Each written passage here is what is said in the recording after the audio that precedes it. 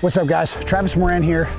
It's January, as you can tell, I'm freezing and I hate the cold. I complain nonstop, I try to run from it any chance I can get. And like most people, you know, we don't enjoy being cold. But the reality is, we don't actually change much during the different seasons. We still eat 3 meals a day, we still go to our 9 to 5 jobs, and we still sleep about the same. Bass, on the other hand, go through quite a bit of change during these different seasons. When the water gets real cold in the wintertime, their metabolism slows way down. So they really move they move slowly. So they don't move much and they don't go eat very much either. Because they're not moving, they're not burning a lot of energy, so they don't need to feed much.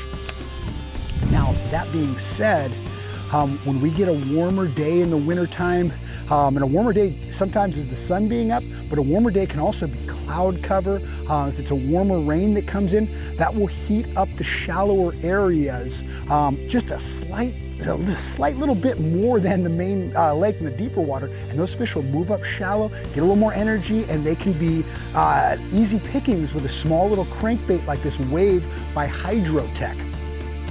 It's a perfect little bait to really work these little shallow areas and look for those fish that are moving up for that slightly little warmer water. Now these conditions can happen different times of the year throughout the country, right? Some of you guys are sitting there in snow and ice right now, and some people in Florida are drinking pina coladas on the beach in January. So the way I break this down is this January technique really excels in the southern states, and then somewhat late January, mid to late January is these mid states, and then as you go up to the northern states, once that ice melts, that's when this is going to start working. Anyway, let's break down some of this bait and the techniques and some of the equipment we're using, starting with rigging. All right, let's first break down some of the basics of crankbaits in general. The lip on this thing and then the body design is going to dictate the action of this bait and how deep it dives. The bill, as you pull this bait through the water, that bill is going to make this bait dive down. And if you're in about less than 6 or 7 feet of water, it's going to get all the way down to the bottom, and then it's going to start deflecting off of the rocks. And the beauty of a crankbait is that bill keeps those hooks back behind the bait, and it's virtually weedless. Now in like a reservoir like we're in right now, a lot of hard bottom, a lot of those rocks, this is the ideal situation for throwing these round billed crankbaits, because they kind of roll around the different rocks, really stay down there, and a perfect imitation for the different bait fish and little critters that are running around down there that can trigger some strikes. Now, if you're fishing some of those shallow lakes that have a lot more wood and grass, a square bill crankbait or a lipless crankbait might be a little more ideal for those situations. Now I spool up with anywhere from 8 to 12 pound mono or fluorocarbon. One quick thing to note when using crankbaits is the thinner the diameter of the line you're using, the deeper that crankbait is going to dive. If you've got real thick diameter line, that's going to create a lot of friction in the water, and it's going to make that bait not be able to dive as deep. So the thinner the line, the deeper the crankbait. Now when I'm fishing these shallow water conditions, I don't want to retrieve this bait real quickly. I really want to crawl this bait along with this fish. They've got that slow metabolism right now. They're not wanting to chase things down. So it's very important that I can feel out that bait with the right rod. I want to be able to have that rod tip down and feel exactly when that bait hits the bottom, and then be able to adjust my retrieve and keep that bait on the bottom. So a sensitive rod like this hybrid stick I'm using is the ideal rod, but then when that fish bites it, first of all, you want to feel those subtle little crankbait bites that can happen in this cold water. You can barely feel it. Sometimes it just feels like a sponge. But also, when that fish is on there, you want a nice give in that rod so that fish can't shake the lure. With crankbait rods, you want a lot of bend so those fish, they can't shake those treble hooks loose.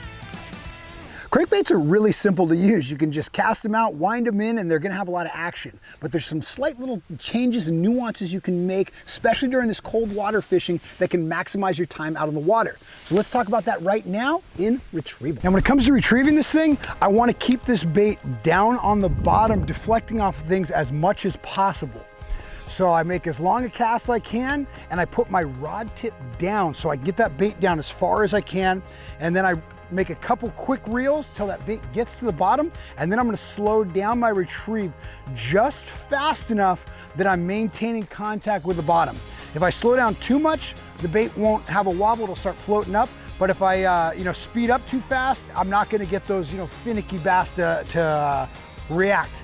And so there's a couple things. Now, when I'm fishing some of these flats that I know, are all less than 7 feet, it doesn't really matter where I cast. I can fan cast out there, and I know that this bait's gonna reach the bottom anywhere that I cast it. But if I'm, moving along a bank and I'm, moving out on a point or something like that, and I know there's a steep side to it, I wanna make sure that I put the boat parallel to the bank. I want to move right up to at least 7 to 8 foot mark, and then I can make casts parallel along that bank, and I know that my bait is going to be in 7 feet or less of water the entire time, so I can stay in that strike zone throughout the entire cast and improve my chances of getting bit. Now, also while I'm retrieving, I want to be feeling out that bottom the entire time. That's why it's very important you have a good sensitive rod. Now, a couple quick reels, get that bait down to the bottom. Now I can feel the bottom, and while I'm reeling, I want to keep that rod kind of loose. As that bait deflects around down there, it's going to pull that rod a little bit. And if I allow that rod to move forward, that bait's going to have the freedom to really deflect off of things and trigger those strikes. Also, when you get snagged, because you're definitely gonna get snagged out here. When you're trying to hit all these rocks, you're gonna end up getting hung up and stuff in there. When you do get hung up, what you wanna do is give it some slack. As you feel that bait get hung, just move that rod towards the bait a little bit, give it a foot or two of slack, and this crankbait floats. So it'll actually, most of the time, that bait, it's hung up, you give it slack, it'll back itself out of the snag, and that can be a time that you will get a bite. You'd be amazed how many times once you pause on a snag like that, it either bites it when it floats out, or as soon as you start retrieving again, you trigger that fish to strike. All right, now when talking about the location of these fish, you gotta understand what's going on this time of the year. It's cold out, they are not moving much. But any kind of increase in the water temp is gonna draw those fish in, and it's gonna allow them a little bit more energy to feed. You're gonna find them a little bit more active if you can find a little bit warmer water. Now, how do you find that warmer water area? Well, shallow water heats up faster than deep water. So you wanna find shallow areas. Also, any kind of hard structure absorbs the heat better, and so that'll hold heat. If you've got a bunch of big boulders and stuff, that will hold that sunlight in, and those fish will congregate in there. That'll give off some nice little heat for these fish. So you want, some kind of hard structure like rocks, hard bottom in shallow area. But then the last element is you need to be near deep water. It's very important. These fish spend most of their time in the winter in some kind of deep water where it's actually usually a little bit warmer, and so if they're gonna move shallow, they need shallow water close by. Because they're moving slow this time of year, they're not looking to move a couple 100 yards back into a flat or into a cove to get that warmer water, unless it's a lot warmer. But generally, it's going to be some kind of flat. An ideal situation would be a long main lake point that flattens out into a nice little flat at the end, and it's got at least one steep side to it. So those fish, if they want deep water, they can hang out on the side of that point and move up and down there, suspend, go deep, or off the very end of the point, they can find some deeper water to suspend in, but then they can move up on that flat anytime there's some warmer weather, and they can really enjoy that sun, soak up that heat. And as we go into warmer time of the year, as we move into that springtime, these fish, they're gonna wanna do that more and more, because that's what really gets the spawn going. That's what moves them into the springtime transition. Some additional spots to those main lake points are obviously secondary points. As you move back into a creek channel, if you've got some nice little secondary points sticking out with a little flat to it, that can be perfect because it's sticking out to that deep water. It offers those fish that are moving back and forth those creek channels a nice little place to move up from deep water to shallow. Same thing with island tops. If you've got a little island that comes up into a couple feet of water near the mouth of a cove, or a third of the way back, that's a fantastic spot for those fish to move up. But also they will be moving up as a transition spot through the spring. So if you can find any of these areas, they can be very productive for you, not only during these cold winter months, but then as we get out of it, as we start to warm up, these spots will also begin to heat up with fishing action. There we go. Look how shallow that fish was.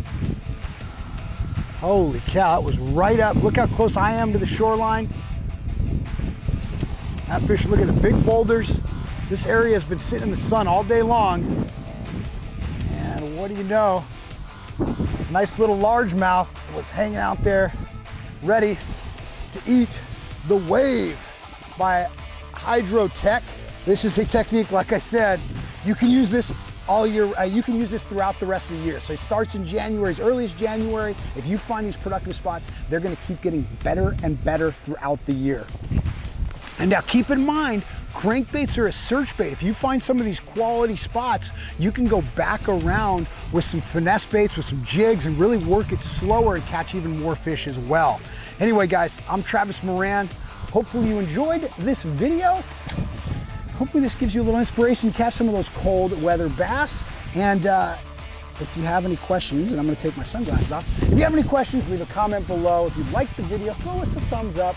And have a good winter, guys. I will catch you out on the water.